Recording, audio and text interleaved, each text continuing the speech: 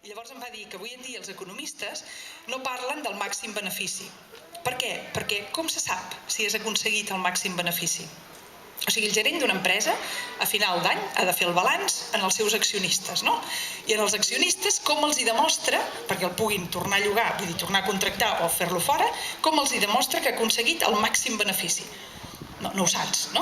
Doncs avui en dia, en lloc de parlar del màxim benefici, en les empreses capitalistes es parla d'una cosa que es diu el cost d'oportunitat.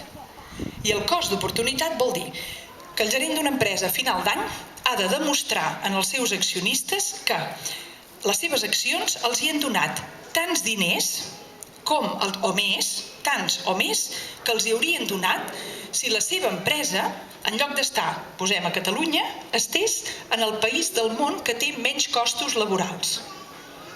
Això és el cost d'oportunitats, és a dir, en el país del món que paga menys les vacances, que té jornades laborals més mal pagades, que no cobreix les assegurances mèdiques dels treballadors, que utilitza treball infantil, que és més precari el treball.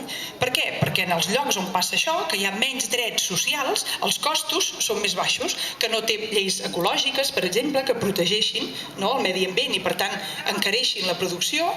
El país del món que tingui això més baix és aquell país amb el qual s'ha de fer el càlcul del cost d'oportunitat. És perquè l'abat primat, que encara ho és avui, és un alemany que es diu Notker Wolf, i aquest senyor, que ja era abat primat vol dir el que representa la unitat de tots els abats benedictins del món, aquest senyor ja era l'abat primat el 2004 i havia convidat en aquest exdirectiu del Deutsche Bank perquè eren companys del col·le. Havien anat a la guarderia i a l'escola primària junts i es coneixien. I li va dir, vine, que així parlaràs en els abats d'economia.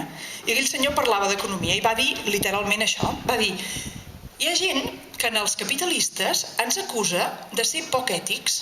Diu, i ens acusa de ser poc ètics perquè anem a un país del tercer món, fem un contracte laboral amb algú, guanyem 1.000 euros amb la feina d'aquesta persona i nosaltres només en paguem 1.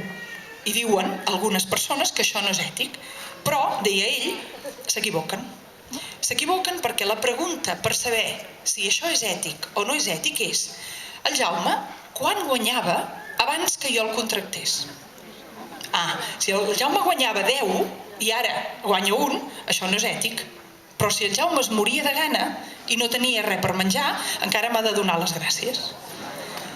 Això va dir aquest senyor, i jo feia la traducció, a mi se'm va travar la llengua, llavors no podia seguir, i vaig dir, jo només soc la traductora, però això que ha dit aquest senyor és una bestiesa.